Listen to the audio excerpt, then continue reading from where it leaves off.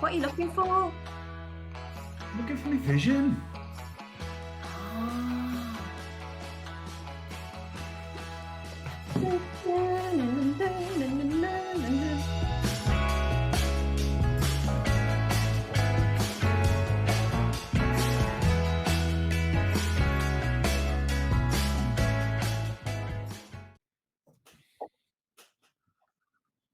What are you looking for? Looking for my vision.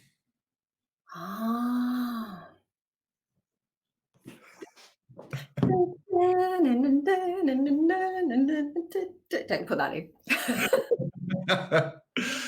Right, everybody, welcome back. So episode 2, season 2 of JDTV. Dawn, this week it's all about vision. So why do we need a vision?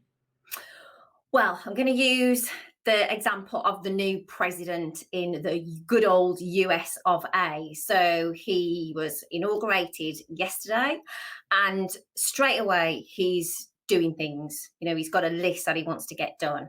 And quite often they talk about in American politics the first 100 days of the presidency, and they say that that kind of governs how the rest of it goes. But he and his team will have a vision for what they want to accomplish in these next 4 years. So when are they going to start working on that? They can't wait. It's got to get going, because although 4 years sounds like a long time, in the grand scheme of what Mr. Biden's got to achieve, it's not actually that long when you break it down. And quite often, you know, we think about if we break things down, it makes it a lot easier to see. So personally for me, you know, people talk about a 5-year vision sometimes. Where do you see yourself in 5 years? That great interview question, which I was crap at, which is probably why I work for myself. Because it's too long for me personally to see. I can work about a year in advance. So, you know, we sat down at the start of the year, or the end of last year, actually, what do we want to achieve in our vision this year? And some of you might have seen our Make It Happen planner that we use to help you do that. So if you'd like a copy of that, we can send that out to you. But when you start to break things down and see what time you've actually got, there's not that much time. Throw into that, you know, now homeschooling and all that other craziness that's going on. And really, you know, the time that we've got is short. So we don't want to be getting up every morning and then going, oh, what have I got to do today? We've got to have that vision. We've got to know, what are we doing the next day, the next week, the next month, the next 6 months, the next year. Okay. What is it? What is a vision? Because I think for different people it means different things, doesn't it? Yeah, I think, well, certainly when we talk about it, we're not talking about a vision statement, are we? You know, we're not talking about a one sentence. We're talking about you know, a coffee, a glass of wine, and sitting down and really looking at what you want your life and business to be like, because the two are linked, aren't they? Any of you who've heard me talk before, you know I hate the phrase work-life balance. It's a blend at best, and sometimes there's to be focused on one or the other more at any one time. But what do you want that to look like? You know, how many days a week do you want to work, and how many hours a day do you want to work? That's a good starting point. Because if you've got this huge vision that you want to achieve, and you need to be working 15 and 16-hour days, 7 days a week, but that's not in your vision, then something needs to change. Either, you know, you need to raise your prices, or you need to change your focus or something. So it all kind of, what's that word? Modge, that's a good word. Modges into one, doesn't it? But if we don't start, we don't get it down on paper or on digital, if that's your thing, then how are you going to know where to go and where to start? Definitely. That's really weird. My phone's just rang, even though it's on silent. Ooh, it's a sign. It's a sign.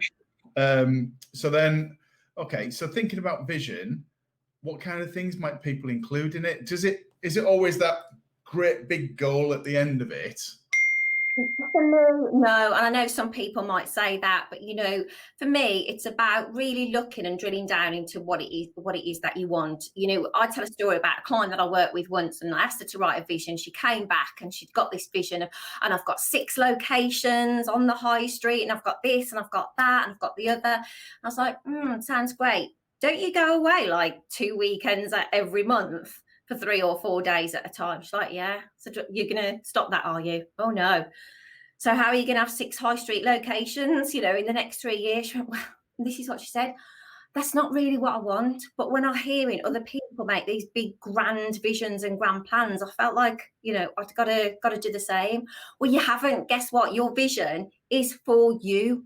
It should be what you want. It's what keeps us going when the shizzle hits the fan.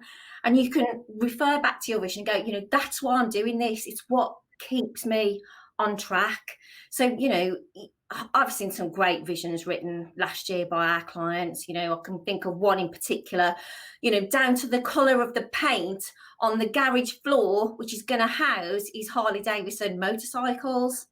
You can be that specific, but as long as you know where you're going, then you can each day, each week, each month, break that down into the actions that you need to take.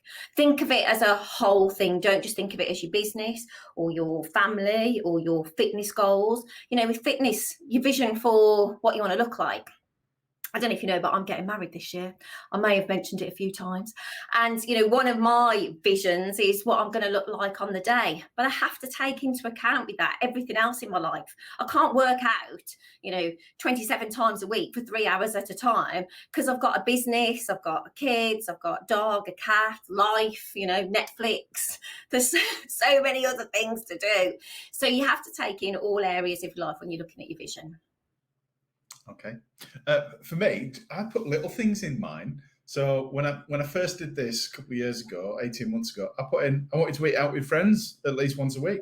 I'd stop doing it. And and it's nice when you can tick things off along the way rather than just having that big goal. For me, at the start of lockdown, when lockdown 3 was announced, Dawn said, right, I'm implementing lockdown hours. I'm only going to work 10 till 3. And for me, it was like, right, how many barbecues can I have in the next 2 months? Because, and then each time that I do it, and I'm on 4 now, and we're on 21 days in to the year, and I've had 4 barbecues already. So it's the little things along the way that can help you. So your vision isn't just really big things; it's about the life that you want to lead. So we'd love to know what have you got in your life that you would like to make some changes? What things would you like to achieve, and what are you aiming for? Anything else you'd like to add, Dawn?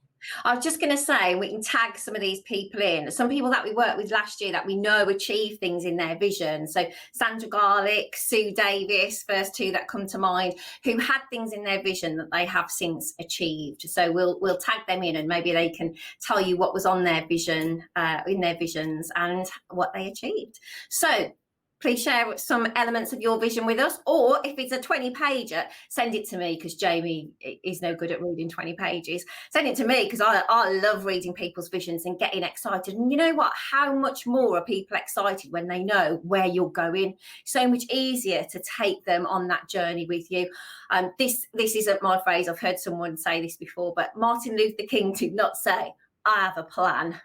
He said he had a dream, a vision. Yeah, that's what takes people along with you. The plan is your bit, but the vision is the bit to share with other people and get other people excited. So let's hear your visions, and let's hear if you had some stuff on your vision for last year that you also achieved.